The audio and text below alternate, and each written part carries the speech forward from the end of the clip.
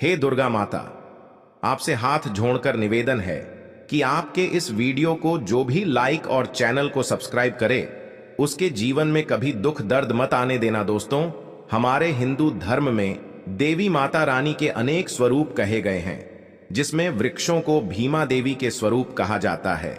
तो आज मैं आप लोगों को ऐसे वृक्षों के बारे में बताऊंगा जिनको नवरात्रि में छूना बेहद शुभकारी बताया गया है। नवरात्रि में इनको छूने से शत्रु दोष, कर्ज दोष, गरीबी दोष सब समाप्त होते।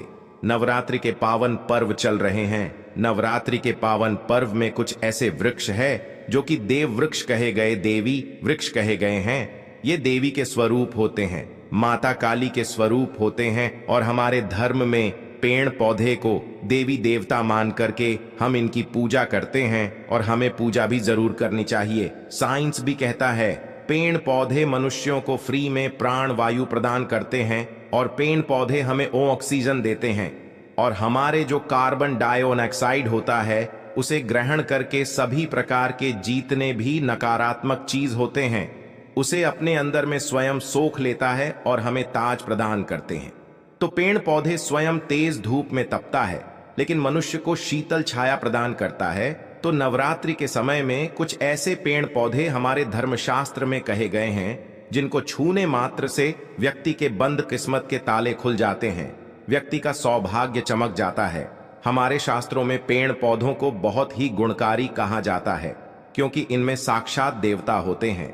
अनेक बीमारी का उपचार पेड़ पौधों में ही छुपा है, जड़ी बूटी में ही छुपा है। और भगवान श्री कृष्ण ने गीता में स्वयं कहा है कि वृक्षों में मैं पीपल का वृक्ष हूं। पीपल के वृक्ष को वृक्षों का राजा कहा जाता है। इसीलिए कृष्ण भगवान ने कहा पत्ता पत्ता मैं ही हूं, क्योंकि पीपल वृक्ष की जो आयु होती है सबसे ज्यादा होती है, सबसे अत्यधिक होती है। पीपल वृक्ष सर्वशक्तिमान होता है, पूजा पाठ में अत्यधिक इसका महत्व होता है। दोस्तों, इसीलिए भगवान श्री कृष्ण ने गीता में स्वयं कहा है कि मैं वृक्षों में पीपल का वृक्ष हूं। तो चलिए आज मैं आप लोगों को नवरात्रि के समय में छुए जाने वाले वृक्ष के बारे में बताऊंगा। तो जय माता दी अवश्य लिख दीजिए कमेंट में। दोस्तों, हमारे धर्म शास्त्र में अनेक ऐसे वृक्ष हैं जो कल्याणकारी होते हैं, मंगलकारी होते हैं। अगर इस वृक्ष को छू लेते हैं तो आपकी सभी प्रकार की परेशानी है, सभी प्रकार के कष्ट है, यह सब समाप्त हो जाते हैं। खास करके नवरात्रि के समय में इसका असर कई लाख गुना होता है। नवरात्रि के समय को शक्ति का पर्व कहा जाता है। शक्ति पर्व क्यों कहा जाता है? क्योंकि इस समय अचेत जो वस्तु होती है वो भी चेतना युक्त हो जाती है, अर्थात इस समय जो शक्ति हमारे धरती लोक में आ जाती है। नौ दुर्गा को क्या बोल सकते हैं? हम शक्ति बोल सकते हैं। तो माता रानी इस धरा पर आती है, इस पृथ्वी लोक पर आती है, तो जीतने भी पेड़ पौधे हैं, जीव जंतु है, चल अचल सभी प्रकार के जो वस्तु है ये सब में प्राणा जाते हैं, न सब में शक्ति निहित हो जाती है, जागृत हो जाती है। तो इस समय कोई भी पेड़ पौधे को जा करके छू दें, खास करके देवी स्वरूप कहे गए जो पेड़ पौधे होते हैं, जा करके आप इसे छू करके आते हैं तो आपके जीवन की परेशानी है, दुख है, तकलीफ है, कष्ट है, रोग है, बीमारी है, कलह है, जीवन में चल रही बहुत बड़ी समस्या है, सब समस्या समाप्त हो जाती है। काल सर्प दोष, मंगल दोष, शनि दोष, राहु दोष तत्काल अपना असर दिखाती है और सब दोष खत्म हो जाते हैं। दोस्तों, आज मैं आप लोगों को 3 पौधों के बारे में बताऊंगा, और ये तीनों पौधे देव वृक्ष कहे जाते हैं। वीडियो को ध्यान से देखना। अगर आज की वीडियो मिस कर दी तो फिर सारी जिंदगी आपको पछताना पड़ेगा, क्योंकि नवरात्रि ही एक ऐसा पर्व होता है, एक ऐसा समय होता है, केवल 9 दिनों के भीतर। मैं आपको लंबी पूजा पाठ करने की जरूरत नहीं। पति केवल 9 दिनों के भीतर में ही आप अपनी समस्या को, आप अपनी गरीबी को स्वयं अपनी आंखों से समाप्त होते हुए देख सकते हैं। मैं जिस वृक्ष के बारे में बता रहा हूं, यह सारे वृक्ष आपको अपने घरों के आसपास में बहुत ही आसानी से मिल जाएंगे। दोस्तों, वीडियो में आगे बढ़ने से पहले, जानकारी बताने से पहले, अभी तक कमेंट बॉक्स में जय माता दी नहीं लिखे हैं तो जय माता दी जरूर लिखना। जब आप हमारे कमेंट बॉक्स में जय माता दी लिखते हैं तो हमें काफी हर्ष होता है, काफी उल्लास होता है। आप हमारी वीडियो को लाइक करते हैं तो हमारा मनोबल बढ़ता है, और आप सभी लोगों के लिए इस प्रकार ज्ञान भरी जो अच्छी अच्छी जानकारी होती है आप सभी लोगों के लिए ले करके आते हैं।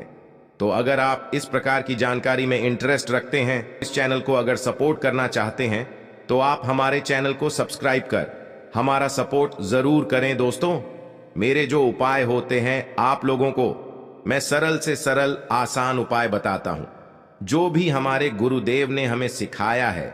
जो उपाय बहुत ही सरल होते हैं, बहुत ही आसान होते हैं और यह राम बाण की तरह काम करते हैं। जिस प्रकार प्रभु राम के जो बाण होते हैं छुंग होते हैं, उसी प्रकार मेरे वीडियो में बताए गए जो उपाय होते हैं अचूक होते हैं, कभी भी प्रभावहीन नहीं होते हैं। तो वीडियो को ध्यान से देखना। कौन से ऐसे 3 वृक्ष हैं जिसे हमें छू करके नवरात्रि के समय में जरूर आना चाहिए। एक खास बात सभी दर्शकों को बताना चाहूंगा, नवरात्रि के समय में जितना ज्यादा हो सके देव वृक्ष की पूजा जरूर करना। दोस्तों, देव वृक्ष में कई प्रकार के वृक्ष होते हैं। चलिए मैं आप लोगों को बताना चाहूंगा कौन से वृक्ष को छूने से हमारी गरीबी मिटती है। पहला जो वृक्ष है बेल का वृक्ष, जो बेल का वृक्ष है, यह वृक्ष माता पार्वती के पसीने से उत्पन्न हुआ है। स्कंद पुराण के अनुसार जो माता पार्वती हैं यह देवी स्वरूप कही गई हैं, अर्थात ये नव दुर्गा के स्वरूप कही गई है। तो स्कंद पुराण की कथा में कहा गया है जो बेल का वृक्ष है माता पार्वती के पसीने से उत्पन्न हुआ है। इसकी डाली में पार्वती, जड़ में ब्रह्म, तने में विष्णु एवं समस्त जो हिस्से हैं उसमें भगवान शंकर जी बसते हैं। संध्या काल में शिव मंदिर के समीप या नौ दुर्गा मंदिर के समीप जो बेल के वृक्ष हैं, इसके नीचे में घी का दीपक जलाने से व्यक्ति धनवान, गुणवान एवं पराक्रमी बनता है। व्यक्ति के सभी प्रकार के मनोरथ की पूर्ति होती है। हमारे धर्मशास्त्र यह भी कहते हैं नवरात्रि के समय में अगर कोई भी व्यक्ति, जी हां, नवरात्रि के समय में अगर कोई भी व्यक्ति बेल के वृक्ष को माता नौ दुर्गा का ध्यान करते हुए 7 बार छू करके आ जाते हैं, तो ऐसे व्यक्ति की तत्काल अगर उपवास व्रत रखा है, ध्यान से सुनिएगा, जो लोग उपवास व्रत रखे हैं ऐसे व्यक्ति की थकान, सुस्ती तत्काल चली जाती है। ध्यान से सुनिए, जो व्यक्ति उपवास रखे हैं, व्रत रखे हैं, ऐसे व्यक्ति को नवरात्रि के समय में जितना ज्यादा हो सके संध्या काल में बेल के वृक्ष को जरूर छूना चाहिए। केवल आप ज्यादा नहीं छू सकते तो 7 बार छू करके जरूर आ जाना और बेल वृक्ष के नीचे में घी का दीपक जरूर जला देना। दोस्तों, घी का दीपक जलाते हैं तो इसके क्या फायदे मिलते हैं ये भी इस वीडियो में बताऊंगा। मैं सारी जानकारी इस वीडियो में विस्तार से बता रहा हूं, इसलिए आज की वीडियो थोड़ी बड़ी बन सकती है। हो सकता है 15 मिनट की वीडियो बन जाए, लेकिन अपना पूरा समय जरूर देना, क्योंकि जब हम उपवास व्रत रखते हैं तो हमारे शरीर में काफी थकान आ जाती है, हमारे शरीर में ऊर्जा की कमी होने लगती है। हालांकि हमें अध्यात्म ऊर्जा प्राप्त होती है, लेकिन हमारे शरीर में ऊर्जा की कमी होने लगती है। भोजन न करने के कारण हमारे शरीर में ऊर्जा की कमी होती है और इस ऊर्जा को बरकरार रखने के लिए, इस ऊर्जा को प्राप्त करने के लिए हमें बेल वृक्ष को छूना चाहिए। दोस्तों, अनेक संत महात्माओं ने बेल वृक्ष के पत्ते को खाकर के तपस्या की है एवं कई प्रकार की सिद्धियां हासिल की हैं। धर्मशास्त्र कहते हैं अगर नवरात्रि के समय में बेल के पत्ते खाए जाएं तो जो व्यक्ति लंबे समय से जो मंत्र के जाप कर रहे हैं, सिद्धि प्राप्त नहीं हो पा रही है, फिर कुछ आप ऐसी सिद्धि को प्राप्त कर सकते हैं जो सिद्धि आपको काफी लंबे समय से प्राप्त बेल के पत्ते खाने से वह सिद्धि जल्दी प्राप्त होती है। इसके नीचे घी का दीपक जलाने से हमें सिद्धि की प्राप्ति होती है। सिद्धि का मतलब होता है कार्य में सफलता। तो जो लंबे समय से आपके कार्य नहीं हो पा रहे हैं, उस कार्य में नवरात्रि के समय में जितने भी दिन हो सके आप जो है, जब भी आपको समय मिले तो शाम के समय में घी का दीपक जरूर जला देना। और अगर कोई भी व्यक्ति नवरात्रि के समय में, ध्यान से सुनिए, अगर कोई भी व्यक्ति नवरात्रि के समय में अगर बेल वृक्ष की जड़ में दूध चढ़ाते हैं, वो सभी प्रकार के व्याधि दूर होती है। अगर सिंदूर युक्त गंगा जल चढ़ाते हैं तो व्यक्ति की गरीबी मिटती है। अगर तेल चढ़ाते हैं बेल वृक्ष के जड़ में तो सौभाग्य की प्राप्ति होती है। और अगर बेल के तीनों पत्तों में, दोस्तों ध्यान से सुनिए, त्रिदेवी कही गई है, जैसे कि महाकाली, महालक्ष्मी, महासरस्वती, तो अगर बेल के जो 3 पत्ते हैं महालक्ष्मी, महाकाली, महासरस्वती के स्वरूप कहे गए हैं, तो बेल के अगर तीनों पत्तों में ओम, दूसरे पत्ते में हरिओम को सिंदूर से लिख करके चढ़ाना होता है, सिंदूर से लिख करके चढ़ाया जाए तो तत्काल उसी समय मनोकामना की पूर्ति होती है, कार्य में सफलता मिलती है। कोई लंबे समय से आपकी मनोकामना हो, आप चाहते हैं वह मनोकामना पूर्ण हो जाए, तो यह उपाय अवश्य करिएगा दोस्तों। इसकी जड़ में ध्यान से सुनिए। नवरात्रि के समय में इसकी जड़ में अगर तांबे की कोई भी रिंग होती है, जिसे हम एक प्रकार के तांबे की जो धातु है ये मंगल से जुड़ी हुई होती है, तो अगर नवरात्रि के समय में इसकी जड़ में तांबे की जो रिंग होती है, अंगूठी होती है, अगर आप 4 अंगुल खंड करके दबा करके आ जाते हैं, नवरात्रि भर इसे दबे रहने देना है। इसके बाद अगर आप पहन लेते हैं तो वह जागृत हो जाती है, क्योंकि जो बेल के वृक्ष हैं स्वयं जागृत कहे गए हैं और नवरात्रि के समय में इसकी जो आवरा होती है, इसकी जो ऊर्जा होती है अत्यधिक बढ़ जाती है।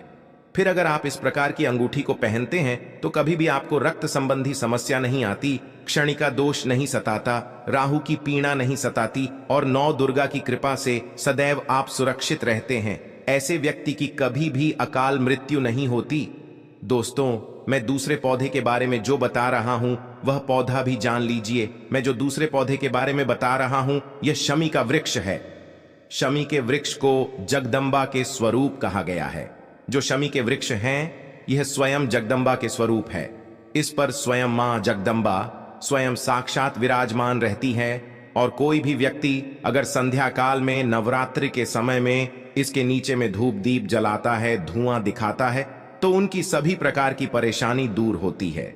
धर्मशास्त्र कहते हैं अगर कोई भी व्यक्ति नवरात्रि के पूरे समय में हो सके, अगर आप एक दिन भी करना चाहते हैं तो आप ये उपाय एक दिन भी कर सकते हैं, पंचमी या सप्तमी के दिन कर सकते हैं। तो हमारे धर्मशास्त्र में कहा गया है अगर नवरात्रि के समय में लाल चूनी अगर कोई भी व्यक्ति मनोकामना बोलते हुए शमी के वृक्ष में बांधे तो वह मनोकामना की पूर्ति होती है। लाल चूनी अगर कोई भी महिला जाकर के बांधती हैं तो उन्हें सौभाग्य की प्राप्ति होती है, उसके पति की कभी भी अकाल मृत्यु नहीं होती। इसकी जड़ में सिंदूर डालने से व्यक्ति को आरोग्य की प्राप्ति होती है। जो लोग लंबे समय से बीमार पड़े हैं, ऐसे व्यक्ति के जो घर में रहने वाले सदस्य हैं, तो वह लोग जो बीमार पड़े हैं उनके शरीर से 7 बार सिंदूर को उतारा करके शमी की जड़ में डाल सकते हैं, तो उनके रोग जल्दी ठीक हो जाएंगे। जो लोग लंबे समय से बीमार पड़े हैं या फिर आप बीमारी से बचना चाहते हैं, निरोग रहना चाहते हैं, तो इसकी जड़ में सिंदूर जरूर डाल देना। मनोकामना पूर्ति करने के लिए मैं एक मंत्र बता रहा हूं। इस मंत्र को बोलते हुए शमी के वृक्ष को छूना है। इस मंत्र को बोलते हुए शमी के वृक्ष को छूना है। आप तत्काल नवरात्र के समय में इसका रिजल्ट देखना। जैसे ही नवरात्र समाप्त होगा आपकी जो मनोकामना है उसकी पूर्ति हो जाएगी। आपकी जो दरिद्रता है वह दरिद्रता समाप्त हो जाएगी। तो मंत्र कौन सा है?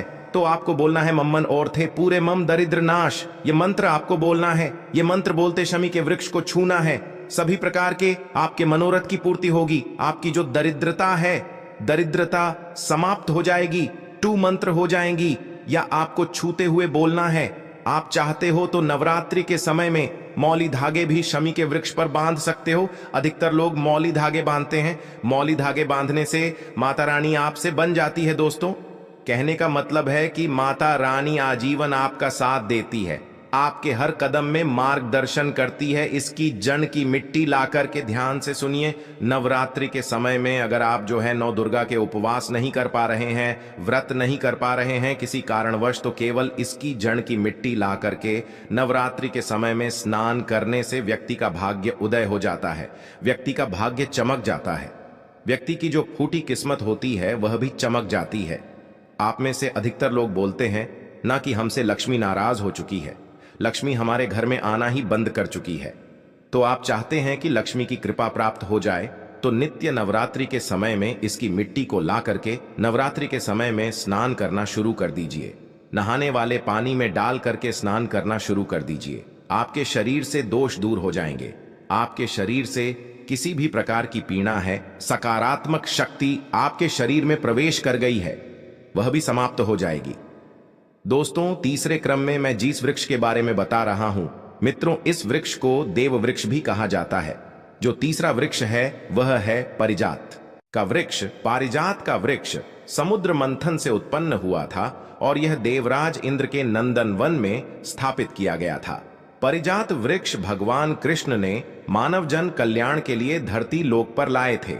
जो पारिजात का वृक्ष है, इसे भी लक्ष्मी का स्वरूप कहा गया है, क्योंकि माता लक्ष्मी भी समुद्र से उत्पन्न हुई है और पारिजात के वृक्ष भी समुद्र से उत्पन्न हुआ। इस नाते ये माता लक्ष्मी की बहन कही जाती है। तो ऐसा माना जाता है कि कोई भी मनुष्य, उनके शरीर में कितनी भी ज्यादा थकान हो, कितनी भी पीड़ा हो, जैसे कि नवरात्रि के अगर आप व्रत रख रहे हैं, व्रत के दौरान अगर आपके शरीर में थकान है, पीड़ा है, तो पारिजात के वृक्ष को शाम के समय में छू करके जरूर आ जाना।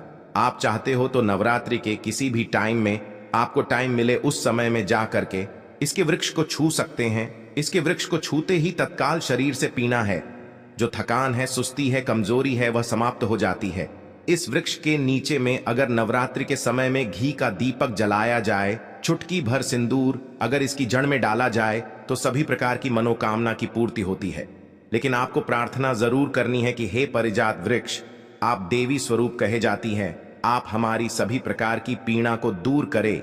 ग्रह दोष है, पितृ दोष है, लक्ष्मी दोष है, इसे आप समाप्त करें। लक्ष्मी स्वयं आपकी बहन है। माता लक्ष्मी का हमारे जीवन में प्रवेश कर जाएं, इस प्रकार का आप हमें आशीर्वाद प्रदान करें। इस प्रकार से आप इनसे जो है मनोकामना बोल सकते हैं, मनोरथ बोल सकते हैं। यह लक्ष्मी की बहन कही गई है क्योंकि समुद्र मंथन से यह उत्पन्न हुआ है। तो अगर आप भी जल्द धनवान बनना चाहते हैं, आपके जीवन में कोई कामना है, कोई कामना अधूरी रह गई है, तो हमने 3 वृक्ष के बारे में बताया है। इन 3 वृक्ष को नवरात्रि के समय में छूना शुरू कर सकते हैं।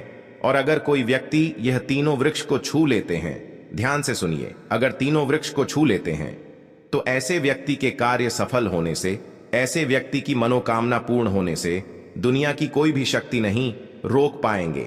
मनोकामना पूर्ति करने के लिए, कार्य में प्रगति प्राप्त करने के लिए, अपनी किस्मत को चमकाने के लिए, सोए हुए भाग्य को जागृत करने के लिए नवरात्रि में ये उपाय जरूर करिएगा।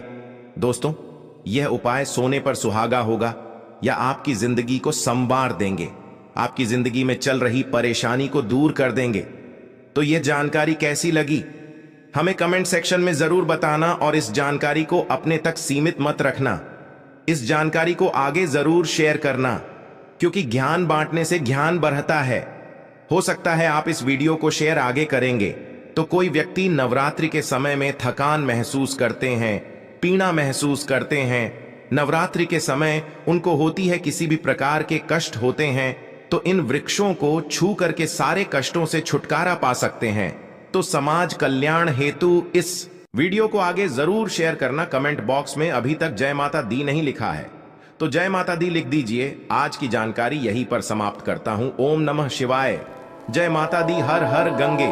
जय गुरुदेव। नमो गुरुदेव। भगवान की सदा ही जय हो।